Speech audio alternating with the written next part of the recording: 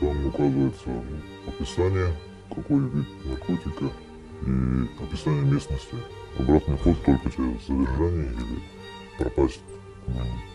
Я сам не проверяю, никогда не пробовал и не встретил даже. Не знал, что такое, что есть много наркоманов. Удивлялся, когда делал такой объем.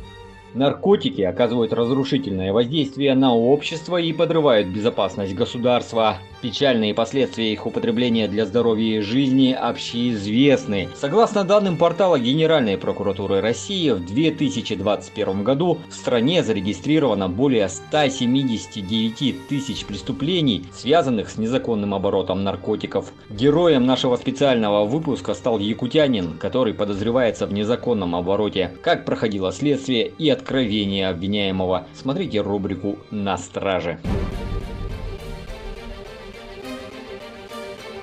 Расскажите, пожалуйста, о нашем деле, о ходе его расследования. Что меняется обвиняемому? Как вообще вышли на возбуждение уголовного дела?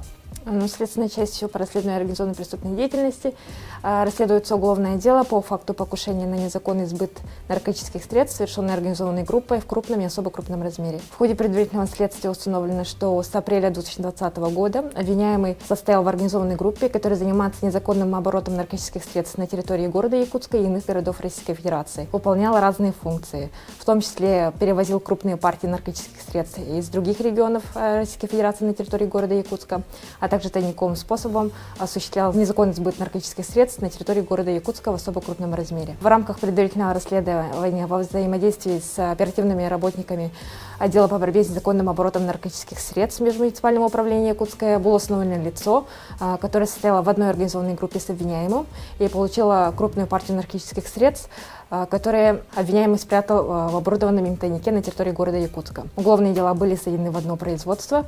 В настоящее время по уголовному делу проведены основные следственные действия. Предварительное следствие находится на завершающей стадии, и в ближайшее время уголовное дело с обвинительным заключением будет направлено прокурору. Санкция статьи за покушение на незаконный сбыт наркотических средств в особо крупном размере в составе организованной группы предусматривает ответственность от 15 лет до пожизненного лишения свободы.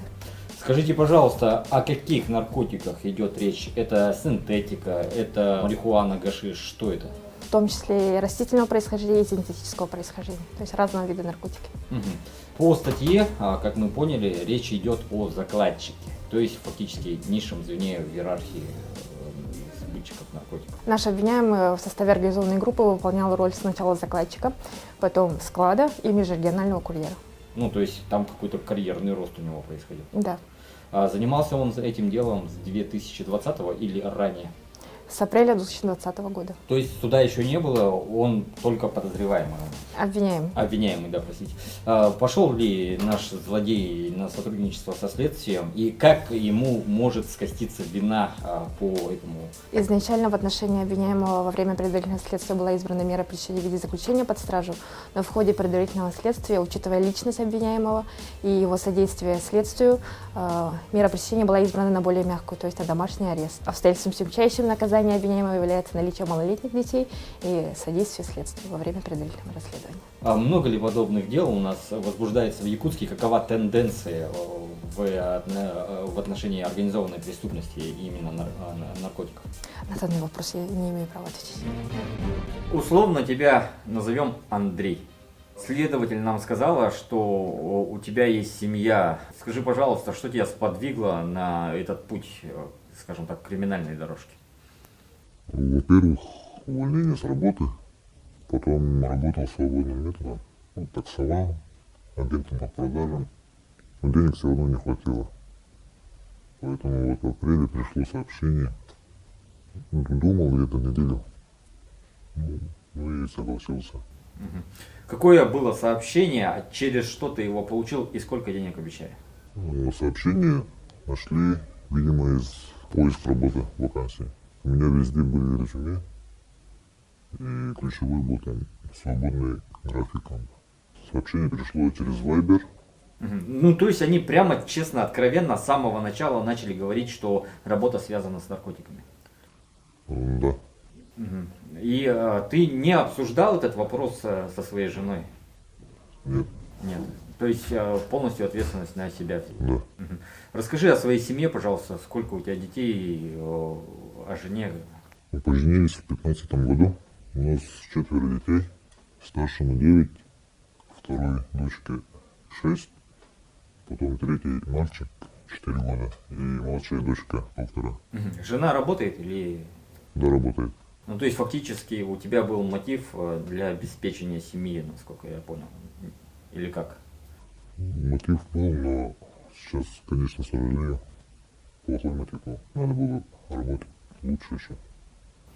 Ну, расскажи о начале своей криминальной карьеры, свою первую закладку, как это происходит. Именно сам процесс важен. То есть другие закладчики тоже, да, там получают. Как это происходит? Ну, сперва инструкция была, ну, строгая, там, длинная, изучить. Потом первая закладка была, ну, меньше объемом. 0,3 грамма, 3 штуки, например. И координаты выдали. Ну, первый раз поднял, без проблем. И сразу раскладывал по 3 местам. И отчет делал. Как происходит отчет? Какие для этого? Через что это происходит? Ну, через приложение ВИП-поле. Там указывается, ну, описание, какой вид наркотика и описание местности, чтобы легче найти ориентиры и фотографии к нему через обменник, определенные сайты. Мгм. Сколько стоит одна закладка? Если честно, я не в курсе был, даже не знал, в каком магазине работал. Об этом никогда не говорили, про стоимость. Мгм. То есть это была просто зарплата. Да, На определенный счет получались деньги. через биткоина. Получается, владельцы этих сайтов, да, они понимают ответственность. То есть они каким-то образом стараются обезопасить себя. А говорили ли они о твоей опасности? То есть о опасности именно твоей лично, чтобы как-то ты себя обезопасил? Да, говорили. Например, что это было? Например, сказали, ну, купить новый телефон отдельно, чтобы было все. Фотографии, чтобы никогда не светились. Ты как-то говорил в семье, чем ты зарабатываешь, не намекал? То есть какие были оправдания? Ну, я солгал, пришел солгать о том, что много работаю, курьером, таксистом еще много всего. И перегон машины. Ну, такие фрилансовые вещи. Да. Был ли какой-то контакт, скажем так, с коллегами? Знал ли ты других закладчиков? Никогда даже не видел. Ну, вот ты подозреваешь, вот смотри, вот по городу, да, например, когда я иду, Да. там нарисованы разные скетчи, скажем так, да, там с разными буквами, да. Это как-то говорит о том, что там, возможно, хранятся наркотики. Как обычным жителям можно понять, что где-то в их районе, там, может быть, в подъезде происходят закладки? И подъездов нету, скорее всего. И там или в районах детских садов, школ, полиции, государственных учреждений здесь никуда не будет. Расстояние минимум километр отсюда только разрешается. Мгм.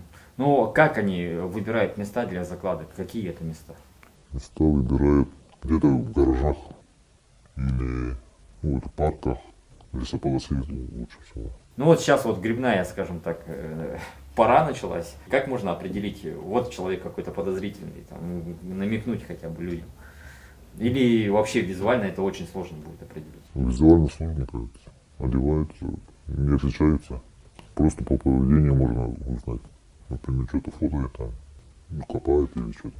Скажи, пожалуйста, вот когда началось уже расследование, у тебя были какие-то, может быть, предчувствия, вот во время работы своей, да, что ты чувствовал, какие были переживания морального плана? Понимал ли ты всю ответственность? Да, понимал. Как раз до задержания, ну, за месяц до задержания видел, как задерживают, ну, с горы, когда играли с детьми. Вот тогда я уже думал о прекращении. Ну, планировал летом, но не получилось. Сколько закладок в неделю ты совершал? Это постоянная какая-то работа, это такая большая ответственность или? В первых порах около больше 100, потом в последнее время меньше, но большие объемы для других наркотиков. Мгм. Ну, то есть там произошел какой-то карьерный рост, и у тебя повысилась зарплата или что? Ну, тоже обстоятельства принудили согласиться. Вот перед первой поездкой я потерял крупную партию. И штраф 500 тысяч был. И чтобы это оплатить, предложили перевезти наркотики в Якутск из другого города. И согласился. А как ты потерял?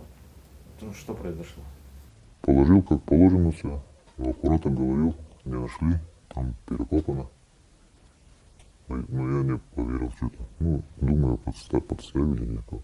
Мгм. Ну, то есть это обычная схема Да. того, чтобы посадить человека на, скажем так, условные долги. Да.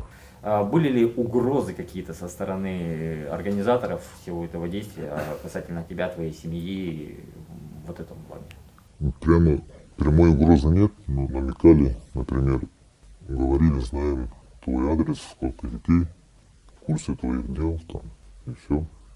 Ну, то есть ты уже понимал, что под колпаком, если можно так, Да, и обратного хода нет. да. Обратный ход только через задержание или пропасть куда-нибудь. А ходили ли слухи какие-то о пропажах от людей, там, что-то такое? Ну, то есть ты смотрел за этим? Ну, слухи ходили, вот наказание их, например, там направляют, специально, чтобы других ребят, чтобы получили как бы. Во время задержания, когда жена твоя узнала, когда вот это все уже произошло, что было, какие были эмоции, как вообще как реагировали твои близкие? Ну, близкие, конечно, были в шоке. Не ожидали такого. Гром среди ясно не было. Ну, а я понял, сколько светит, знал. Поэтому сразу на сотрудничество пошел. Сдал все вещи, все наркотики, которые скрыты.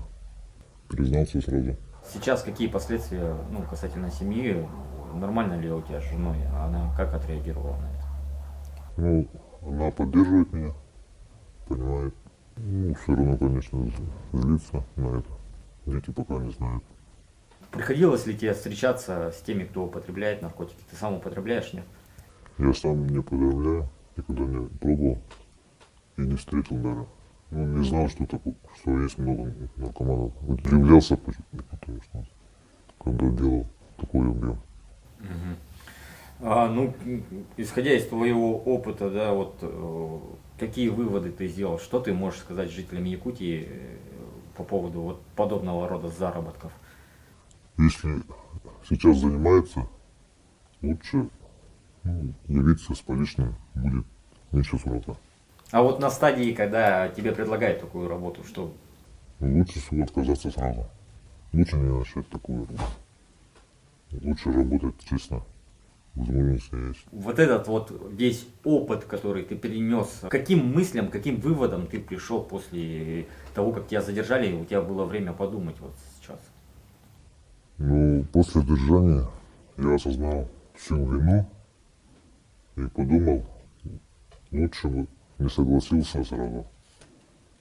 Ну, сейчас я понимаю, закладчики являются как бы пушечным мясом. Деньги зарабатывать лучше честно, чем через такие схемы. И я поздно осознал, что подверг семью опасности. Лучше бы надо было работать честно, чем преступным путем. Тем более срок светит очень большой, и все равно поймают. Нет такого, чтобы никого не поймали. После предложения лучше сразу отказываться, потому что оперативники наркоконтроля работают очень хорошо, все знают. Ну и жители тоже могут сразу заподозрить. И я понял, что с учетом срока я не увижу роста своих детей. Старшему 9, через 10 лет, возможно, стану даже дедом, можно. Внуки могут появиться. И мне очень жалко не видеть их рост. Младшие дочки, например. Самая важная часть жизни. По данным следственной части по расследованию организованной преступной деятельности Следственного управления МВД в Якутии за 7 месяцев 2022 года расследовано и направлено 27 уголовных дел о сбыте наркотических средств, совершенных в составе организованной преступной группы.